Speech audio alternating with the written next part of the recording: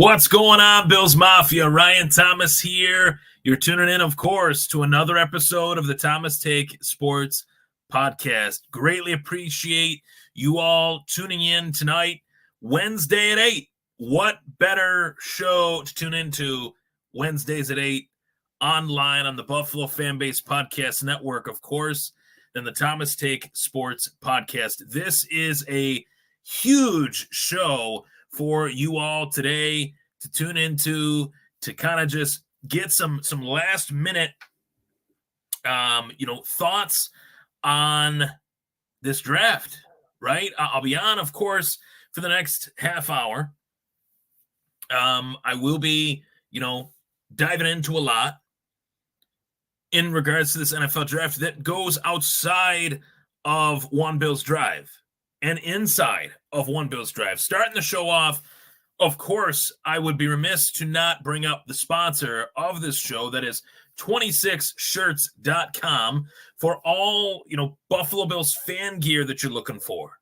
26shirts.com, there's hat designs that Fan of the Year Del Reed has to offer. So go to 26shirts.com today, make a purchase, and you'll really love the original concepts that they have with all of their gear. So let's get right to the action.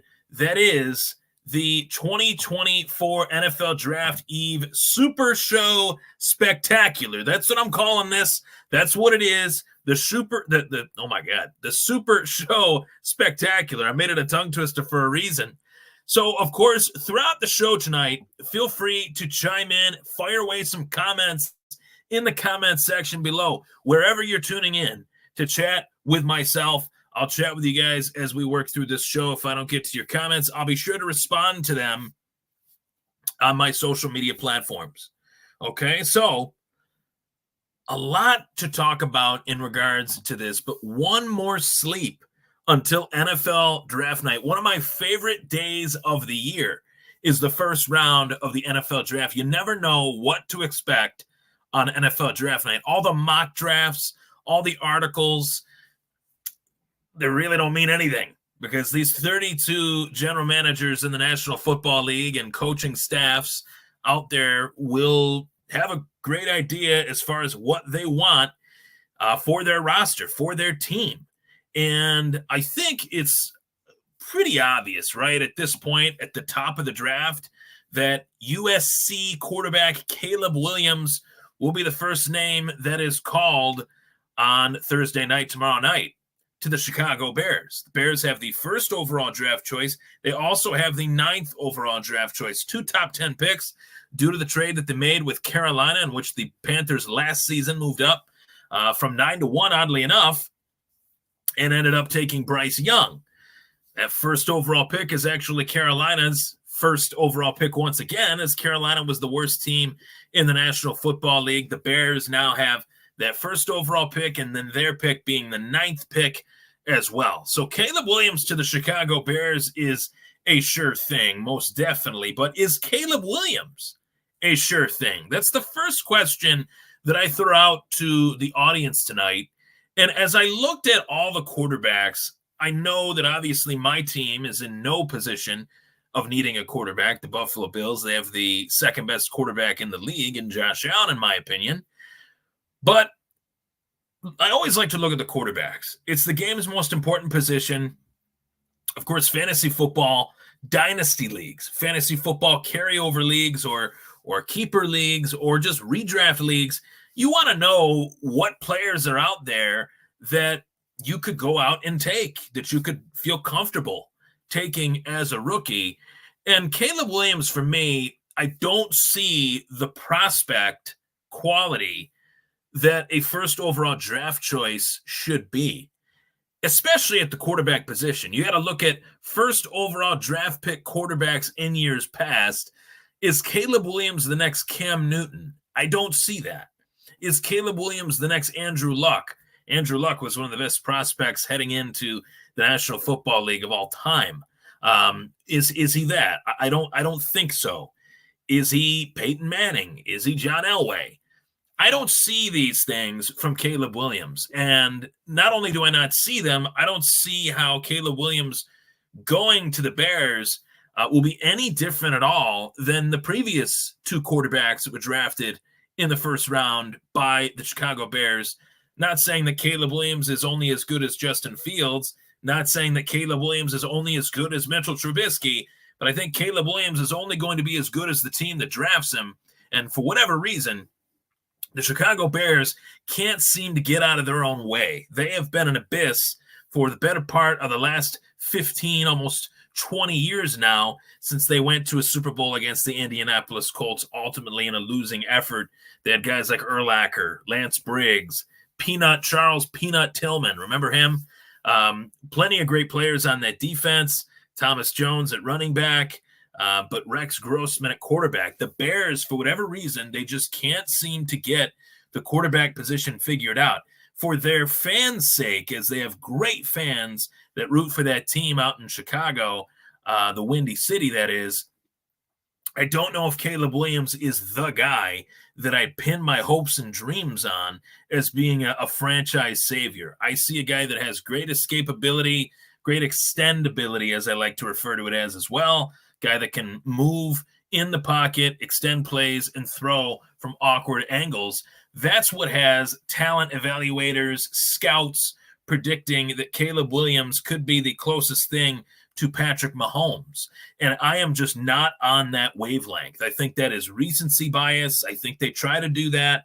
Every quarterback that's taken, they thought that such and such would be the next Brett Favre, be the next Tom Brady, would be the next Pat Mahomes. That's just what the media does in terms of comparing players to great players of this era. And to me, it's a little bit of a slap in the face to the greatness that Patrick Mahomes has shown. That was greatness that required, a lot of people forget this, but greatness that required Patrick Mahomes to sit a year behind Alex Smith, learn that Andy Reid offense, which is not the easiest offense to learn, and then move forward with the Pat Mahomes era, moving on from Alex Smith as he was traded to Washington. So to me, throwing Caleb Williams in the line of fire, he will be the starting quarterback for the Chicago Bears. They didn't go out and get like a good, contingency plan. I look at their roster right now. I couldn't even tell you who the backup quarterback is, but I do know that tomorrow is a franchise-changing day for the Chicago Bears. They have a new plan to build a $4.6 billion domed lakefront stadium, and reports are saying in the Chicago Tribune that taxpayers would pay half of Chicago's stadium plan, which is absolutely insane, right? But that's the day and age that we're living in, I guess, right? So to me, when I look at the current Bears team, who is even at quarterback right now outside of Caleb Williams, who's on the roster? Brett Rypien and Tyson Bagent, who played a couple games last year. A lot to do with that team right now. That's why they got 2 top 10 picks for a reason. They're not theirs, as I mentioned, but I don't know if Caleb Williams is this savior. Now, quarterbacks outside of Caleb Williams, one quarterback that I really like in this draft class is Bo Nix out of Oregon. I think that he is far too underrated for my liking in terms of what Bo Nix has done as a senior, coming off of his senior season, 24 years old. There are some quarterbacks that are taking it 21, 22, 23, and some teams really like that. But then in the case of Bo Nix, 24 years old, some teams will look at that and say, oh, he's 24. You're only going to have, 10 years with him at most, 15 years with him at most. Well, hey, 15 years is better than 3 with the other guy that you might take instead. Bo Nix had 45 touchdowns, 3 interceptions last season, 4,500 passing yards, and a 77.4% completion percentage. To me, when I look at the top teams in the draft, you look at the Bears, obviously, as I mentioned, Caleb Williams will be the pick there. But second overall, you have the Washington Commanders. Third overall, you have the New England Patriots. So there is a real assumption here that those 3 teams will most definitely take a quarterback. in a row consecutively. There could be a scenario and a situation where the team that holds the 4th overall selection, the Arizona Cardinals, they decide to trade down to acquire more picks to build their team if a team is so hungry to move up to 4 and take a quarterback, which that team could be the Minnesota Vikings. They have 2 first-round picks in this draft. They pick 11th and 23rd. You take that 11th pick, package a group of picks to move up to 4, from 11 to 4, and take their quarterback. Arizona, very well, if they move down from 4 to, let's just say, 5 or 6 or 7, then they'll still, get that Marvin Harrison Jr. type player. I look at a very likely trade scenario where the New York Football Giants could move up from 6 to 4, only moving up 2 spots to take a quarterback. Could that quarterback be Bo Nix? I think it should be. I like Bo Nix much more than Drake May. I like Bo Nix much more than Michael Penix Jr. And a lot of evaluators have listed Penix Jr. and Drake May as possibilities, but I think you just got to look at not only the individual attributes of the player, but what did that player do statistically in college for their program? What type of leader were they for their collegiate program? And to me, you can't talk about Troy Franklin being a first-round pick if Bo Nix isn't throwing him the ball. So Bo Nix has been a really hot-button issue in this draft. I think a lot of teams could really use him. The Giants could use him. The Vikings could use him. And, of course, the Denver Broncos could really use him. NFL player comparison for Bo Nix, I would say, he reminds me of a young Drew Brees. And I don't say that lightly. I have much, much respect for Drew Brees and his Hall of Fame career, what he was able to bring to the table as a soon-to-be Hall of Famer, no doubt about that. So Bo Nix, easily my second best quarterback in the 2024 NFL draft. Arguably, I think he could be the best 3, 4, 5 years' time, even better than Caleb Williams. Okay, now the next talking point on the NFL Draft Eve Super Show Spectacular is I always like to look at that one player. Who's that one player that really just jumps out at me as a talent, a guy that can just really be a game breaker in the National Football League, somebody that I really have looked at over the last 2 years as a player that should be a stud player in the National Football League. And that, to me, is tight end Brock Bowers. Bowers played 3 amazing seasons at Georgia.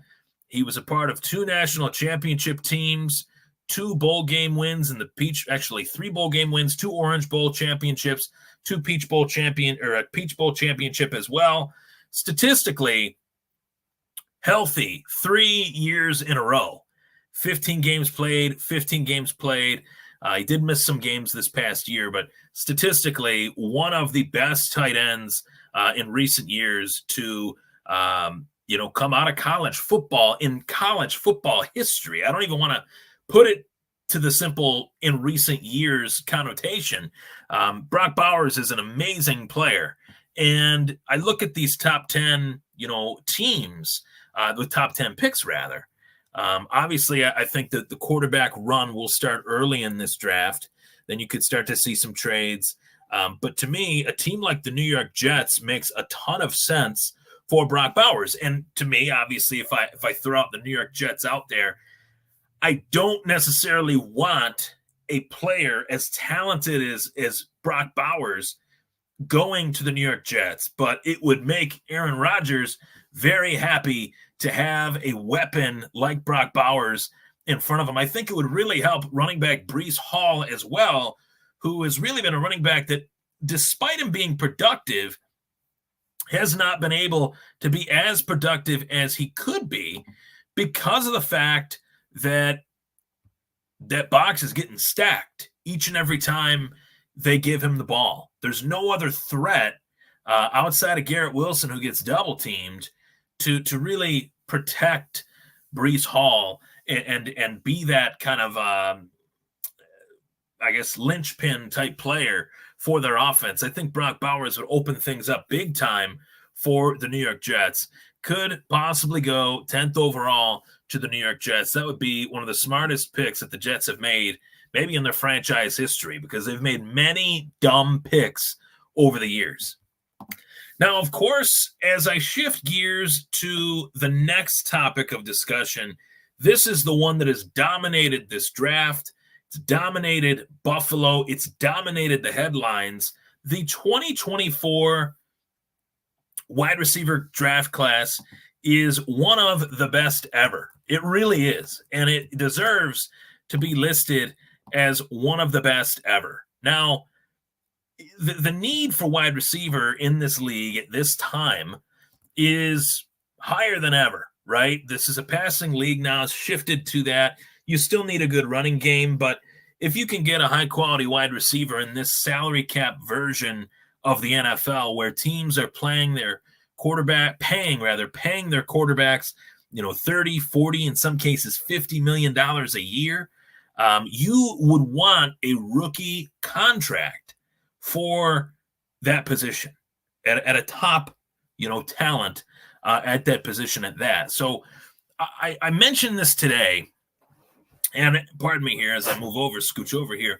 I mentioned this today, and it's a very worthy topic. Today, the Detroit Lions, they extended, re-signed, whatever words you want to use, Amon-Ra St. Brown. And they didn't just extend him. They didn't just sign him. They gave him 4 years, $120 million, and what was it, $77 million out of that 120 is guaranteed. So with that, there is a lot of fans out there wondering, what does that do to the wide receiver position? Well, it does a lot, especially in the marketplace of that position.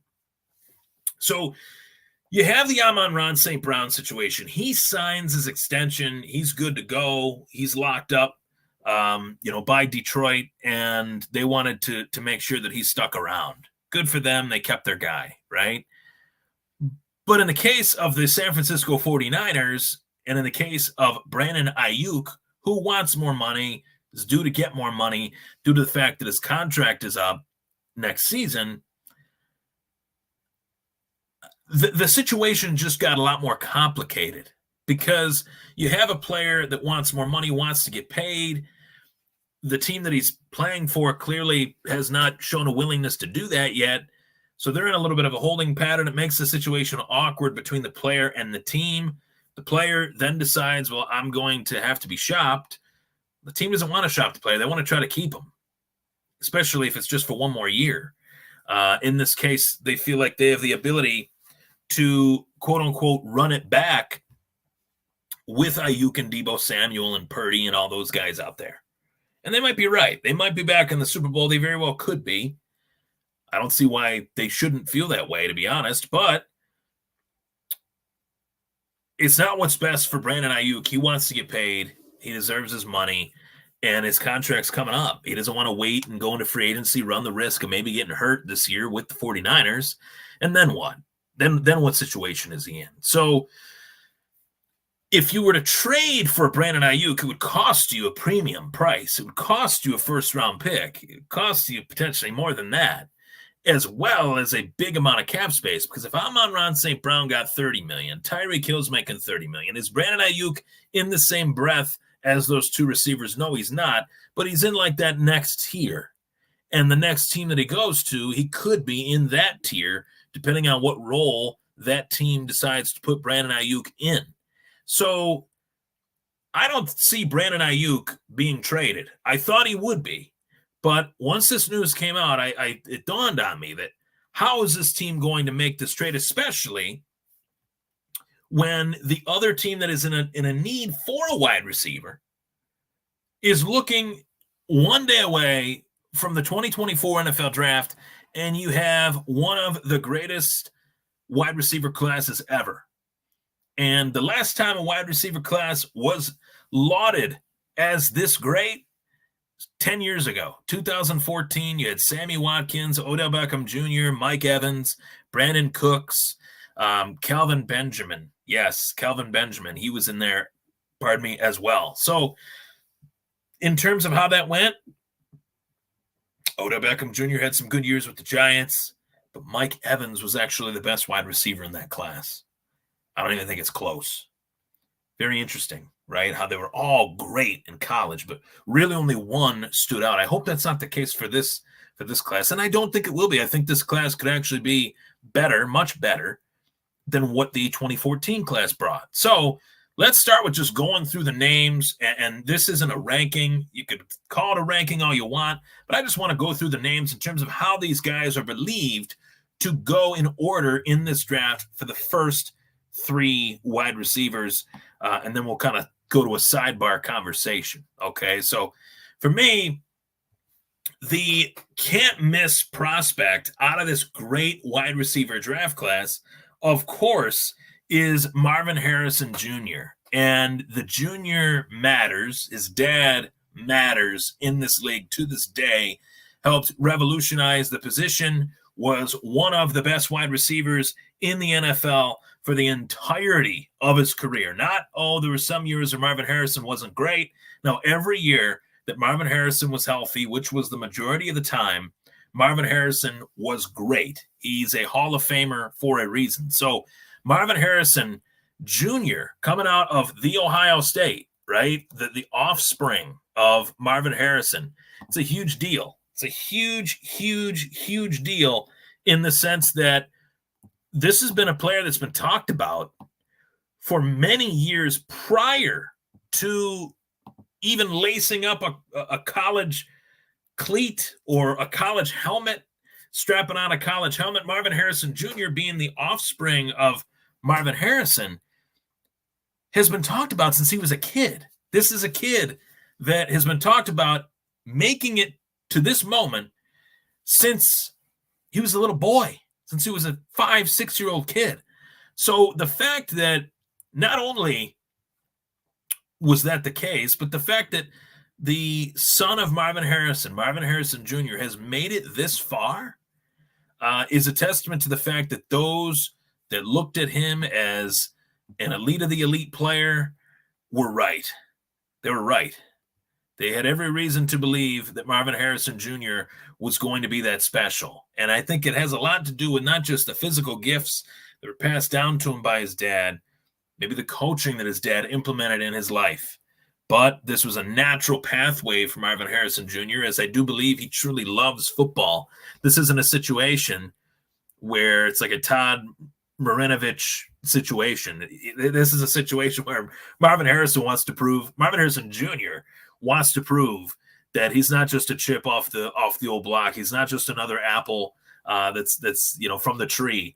He is his own player, and I think that makes him a very exciting prospect. And dare I say it, I think Marvin Harrison Jr. is the best player in this draft wide, position wide. If I were to do a big board, he's number 1 on my big board. And I'm very curious to see where Marvin Harrison is going to go, because of the fact that I have the first overall pick in my dynasty league that I acquired during the season. I made a big trade and got that pick. And it wasn't that pick at the time, but it ended up being that pick at season's end. So Marvin Harrison goes to like an Arizona Cardinals. I've always been a Kyler Murray fan. I like what he brings to the table. I think the lack of film story kind of was blown out of proportion. I think that the media kind of ran with it. Social media ran with it even more. I think Kyler Murray's got all the talent in the world. Former first overall pick himself, right? And dare I say it, going back to that Caleb Williams conversation, I don't know if Caleb Williams is better than Kyler Murray. I really don't. But Marvin Harrison Jr. to Arizona, Marvin Harrison Jr. to, let's just say, the Chargers, with Justin Herbert, with Jim Harbaugh, that would be probably the best case scenario for Marvin Harrison Jr. As well. The Tennessee Titans with a guy like Will Levis, who I'm really high on, who I was high on last year, even higher on him this year. What if the Atlanta Falcons got Marvin Harrison Jr., where they got Bijan Robinson last year, Drake London, Marvin Harrison Jr., Bijan, Kirk Cousins, not bad, right? So a lot of things can happen within every scenario that presents itself with a player of this caliber. Marvin Harrison Jr., the cream of the crop at the wide receiver position, and the cream always rises to the top, as they say. Malik Nabers is the next one out of LSU. Game-breaking talent, can take over a game, has shown many, many times that he can come up big in big moments. And it goes without saying, LSU has been a powerhouse these last few years. But the name Malik Nabers is one that every football fan should already know prior to this draft. And I say that, and I mean it. Malik Nabers, when I look at what he did at LSU, 3,000 receiving yards in 3 years, obviously double-digit touchdowns, practically almost every not double-digit touchdowns every year, but double-digit yards per catch every year, averaging 15.9 yards per catch for his career at LSU, unanimous All-American, Citrus Bowl MVP, ReliaQuest Bowl champion as well. So, of course, being the kind of draft whiz that I try to be, very curious to see how the combine would work with Malik Nabers. I know he's a little bit smaller. They listed him at 6 feet tall, but I think he's a little shorter than that. I think he's like 5'10", to be honest. But very curious to see how he worked out at the combine. 4.35. That just goes to show you that the speed ability is there. The ability to catch the ball and turn it upfield is there. The ability to catch the ball in tight windows is there. And the ability to create is there. That's what I see when I watch Malik Nabers. I see a guy that can create. I see a guy that can extend. And I see a very exciting player. Now, the next wide receiver that I wanted to talk about was Rome Odunze. And to me, this is the guy that I look at and I see a guy that I really loved as a kid growing up here in Buffalo. I see like an Eric Moulds type wideout. He's 6'3", 220 pounds. There was another guy that played for the Houston Texans by the name of Andre Johnson, that big physical DK Metcalf kind of a little bit, but a little bit more of a speed factor despite the size that Rome Odunze has. His quickness has been something that has really marveled my eyes when I've watched his tape. Coming off of back-to-back 1,000-plus yard seasons in college, he only started 8 games his junior year and had over 1,100 receiving yards, 15 yards per catch, 7 touchdowns. And then last season, he had 13 games started, played in every game, caught over 80 balls, almost 1,500 receiving yards, and 13 touchdowns. Safe to say that Washington would not have been in the national championship had Rome Odunze gotten hurt, had Rome Odunze come up short. Really, there's a program out there in high school by the name of Bishop Gorman, which is a program that I'm aware of just kind of due to the fact that Dana White has worn, UFC President Dana White, he's worn a lot of Bishop Gorman T-shirts. They've been a very good college program just overall in sport, not just for football, but for baseball, for basketball. They've had a lot of players come out and make it, into the big leagues at that high school in Vegas, and that's where Rome Odunze went. So this really goes back to Rome Odunze being great in high school, getting out to Washington, being a great player for them. It was really great to know that he was able to cap off his collegiate career with a bowl game championship appearance. So those are the big three, and the wide receiver need for Buffalo is glaring. And this is, a great portion of the show to now talk about this and say to ourselves, which one of these receivers should Buffalo or could Buffalo target? Let's talk about that. Let's talk about wide receiver fit and possibilities for Buffalo. It's been a very interesting week in Buffalo sports. Leading into this draft, you have this talking point that we're about to dive into, and then the Buffalo Sabres, they go out and they sign Lindy Ruff, or hire, I should say, Lindy Ruff as their next head coach. And I had a submission here that I wanted to get to in terms of just what the fans are saying. I did a what the fans are saying kind of post, and Katie Krasinski said, in regards to Lindy Ruff being hired, I just wanted to throw this out there. What's the worst that can happen? We're already a joke. At least this brings some excitement to this dud of a franchise. Whereas the Sabres have been a dud, the Bills have been entertaining, but the Bills have made their team worse throughout the first couple months of their offseason, not better. This draft is an opportunity now for the Bills to make their team whole again, I think. And the wide receiver position being such an important one in today's NFL, the Bills have one of the thinnest groups at the wide receiver position in terms of talent. Right now, if you were to draw up a depth chart, newly signed free agent Curtis Samuel would be the wide receiver 1 of the Buffalo Bills. Quotation marks, though, I think the true wide receiver 1 currently, and quite possibly, even if the Bills do take a wide receiver in the first round, could very well still be second-year pro Dalton Kincaid. So something that I definitely wanted to bring up before I dove into the possibilities for Buffalo. So, of course, those 3 that I mentioned, Marvin Harrison Jr., Malik Nabers, Rome Odunze, all of those players I do foresee being picked inside the top 10, if not top 12. At worst, top 12. Will Buffalo move up that high to go from 28th overall to the 12th, 11th, 10th, or a higher pick to take one of those guys? We won't know until draft night. No one knows until draft night. Despite what you hear, no one knows. No one knows a damn thing. So, I looked at receivers that I think Buffalo could move up for, receivers that Buffalo could take if they're there. And one that they would have to move up for, in my opinion, that's been rumored to go to Buffalo in a trade-up scenario is Brian Thomas Jr. Now, I put Brian Thomas Jr., George Pickens, because if there's any receiver currently in today's NFL that reminds me of Brian Thomas Jr., it's George Pickens. Now, Bills fans will look at this and they'll say, oh, George Pickens, you think he's like George Pickens? George Pickens stinks. No, he does not, first of all. George Pickens has been catching passes from Kenny Pickett and Mitchell Trubisky. Those guys are gone. Russell Wilson is there.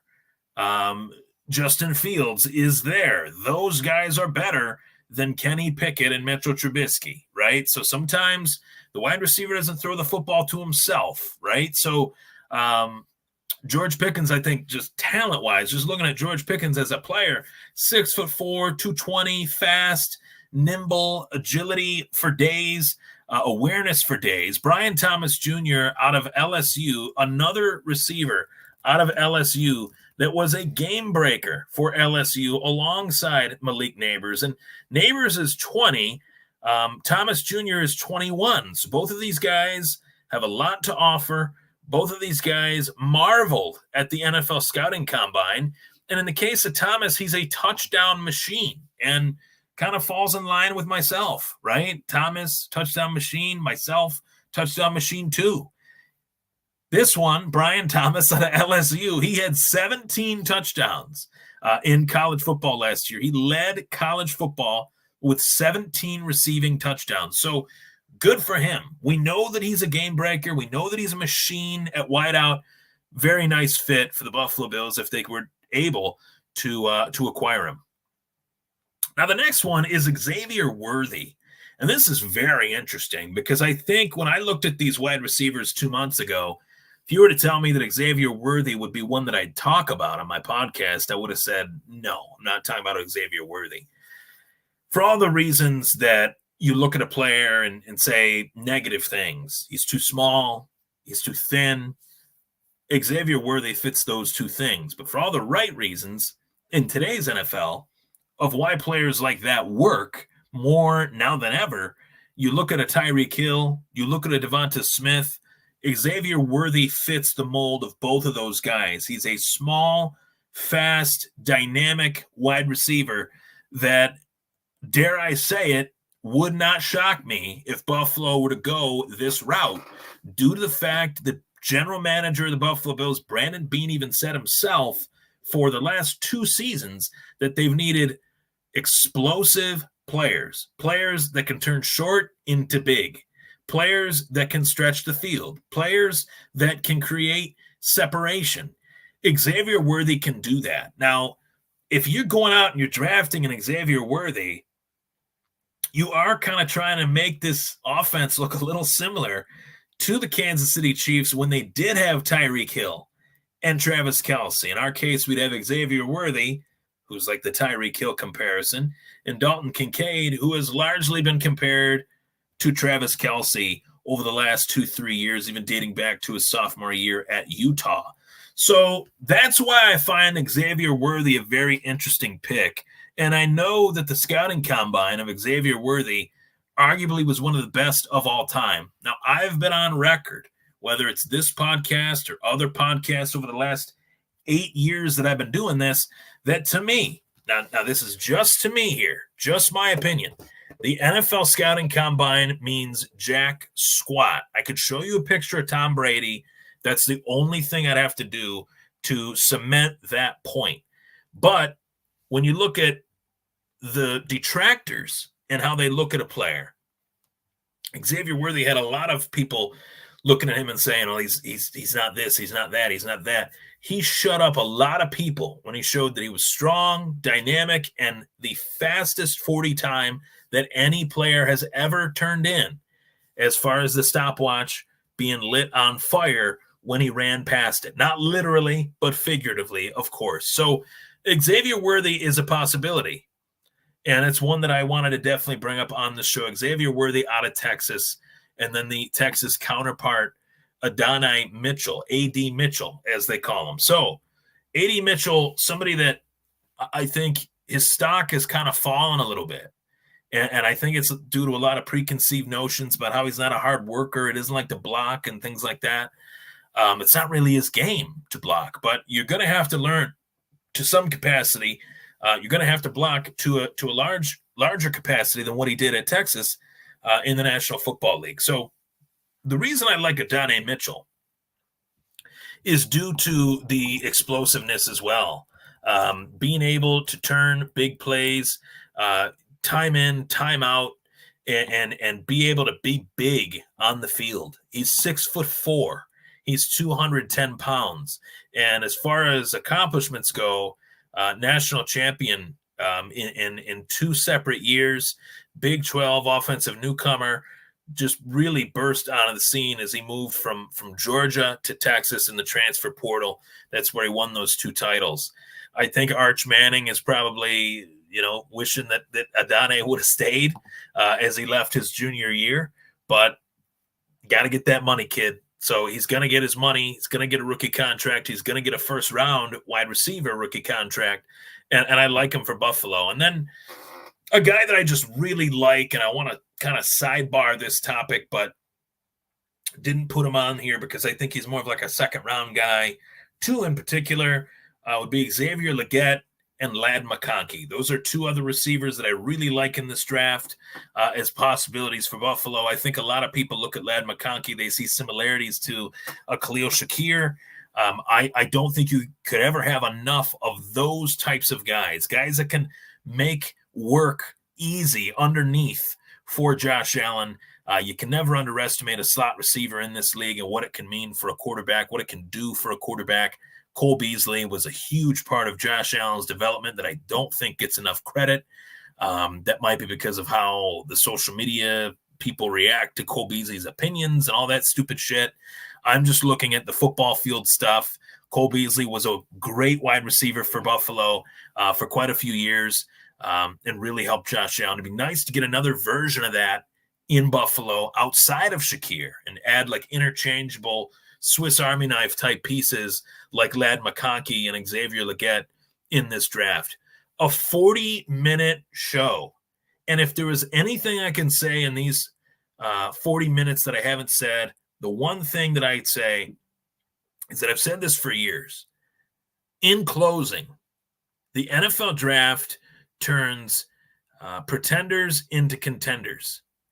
It turns contenders into champions. This is a pivotal moment in every franchise's present, to help build their future. And for the Buffalo Bills, there's no bigger moment than tomorrow. Figuring out how to make this offense more explosive, figuring out how and who will be the heir apparent to Stephon Diggs, as Diggs is now gone and a new wide receiver will be entrusted to take his spot. Now, doesn't mean that he'll be asked to do the exact same things that Stephon Diggs did, but out goes one, in comes another. Out goes two, in comes two. Diggs and Davis gone, in comes two. I would really love for the Buffalo Bills to draft not one, but two wideouts, two wide receivers in the first 2 rounds of the NFL draft. I'm Ryan Thomas. Thank you so much for tuning in to the Thomas Take Sports Podcast Super Draft Show Spectacular, Draft Eve Show Spectacular. This was very fun. It's going to be a very fun night tomorrow night. Kick back, enjoy it. I know I will. And of course, once this draft is all wrapped up, I'll give you guys my take on how the draft went down for the Buffalo Bills and some thoughts on some other teams' picks as well. Get an immediate reaction as well to the first round draft choice tomorrow night, right here on all of my social media platforms. Thank you so much for tuning in,